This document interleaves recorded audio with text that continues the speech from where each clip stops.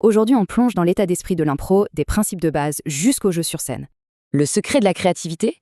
On pense souvent que c'est une question de génie. En fait, c'est bien plus simple. Tout part d'une seule règle, un fondement. Le pouvoir de dire oui, d'accepter ce qui est proposé. Dire oui en impro, ça ne veut pas dire être d'accord. C'est juste accepter la proposition pour avancer. Un non, ça tue la scène direct, alors qu'un oui, ça relance la machine créative. Ok, la scène est lancée. Et maintenant, il y a des outils tout simples pour la guider. Pour construire une histoire, il suffit de 3 choses. Un détail, une action et une émotion. L'idée, c'est de se lancer. Fais un choix. Ça force à agir et l'action, c'est toujours intéressant. Et puis, être précis. Le flou, ça n'aide personne.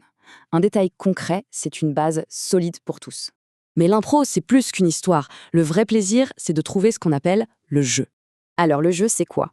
C'est un comportement qu'on repère, qu'on répète et qu'on fait grandir ensemble. Pour jouer, c'est simple. On repère un truc marrant, on le répète et puis on l'amplifie. Prenons un exemple. Une scène commence avec un geste anodin, vérifier les boutons de son manteau. En amplifiant, ça devient une obsession. Et là, ce simple geste devient le cœur comique de la scène. Un autre moteur très puissant, c'est le conflit, le choc entre deux personnages que tout oppose.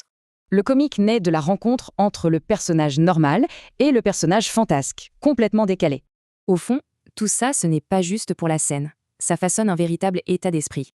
Écouter, accepter, jouer sans juger, c'est une philosophie qui peut s'appliquer bien au-delà du théâtre. Au final, la vraie question, c'est où est-ce qu'un peu plus de oui pourrait tout changer?